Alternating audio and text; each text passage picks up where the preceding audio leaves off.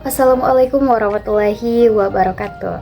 Sebelumnya perkenalkan, nama saya Maryam. Saya dari kelas D Teknik Informatika. Jadi di video kali ini saya akan melakukan presentasi atau penjelasan mengenai tentang proposal penelitian saya yang sudah saya teliti. Yang dimana judul dari proposal saya yaitu analisis jaringan sosial pada pola gotong royong Sibalipari masyarakat Mandar di Polewali Mandar. Selanjutnya saya akan menjelaskan mengenai tentang latar belakang. Nah, di bagian latar belakang, penelitian ini mengangkat budaya lokal masyarakat Mandar yaitu Sibalipari yang maknanya adalah berbagi kesulitan dan beban bersama-sama melalui gotong royong. Namun ada kekhawatiran bahwa arus modernisasi dan tingginya sikap individualisme saat ini bisa menggerus intensitas budaya tersebut. Oleh karena itu, penelitian ini bertujuan untuk menjawab 3 rumusan masalah utama.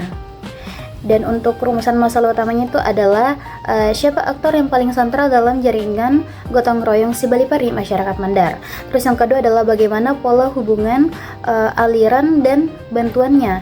Terus yang ketiga adalah apakah terdapat kelompok atau klaster tertentu yang terbentuk di dalam masyarakat.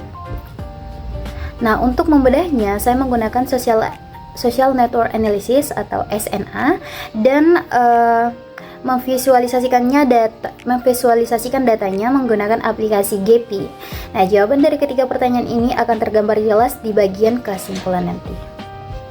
Kita beralih ke bab 4 di penjelasan.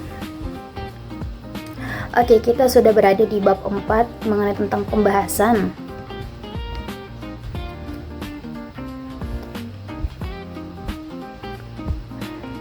Oke, di bagian sini. Nah, sekarang kita lihat visualisasi GEPI.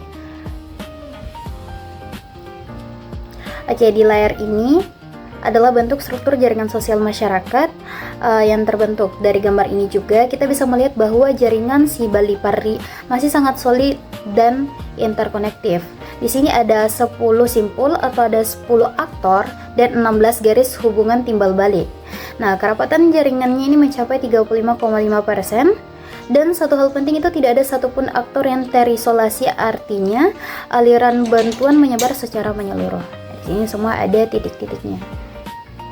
Ini.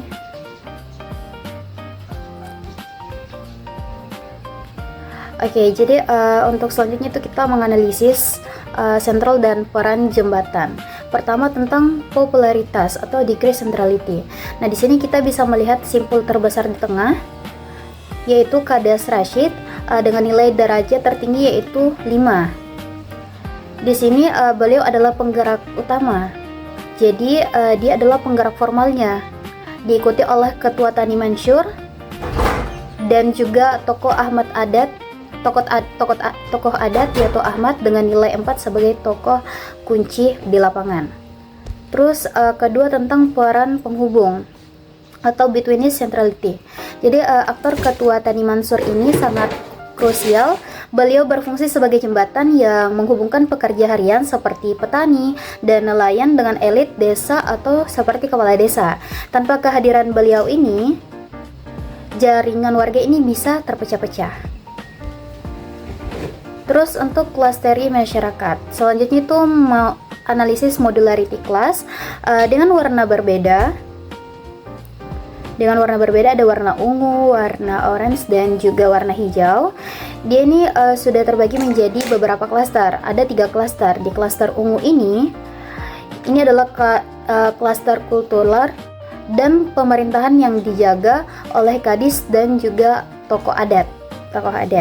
Nah, untuk di klaster oranye ini adalah klaster sosioekonomi agraris yang digerakkan oleh ketua tani bersama warga petani.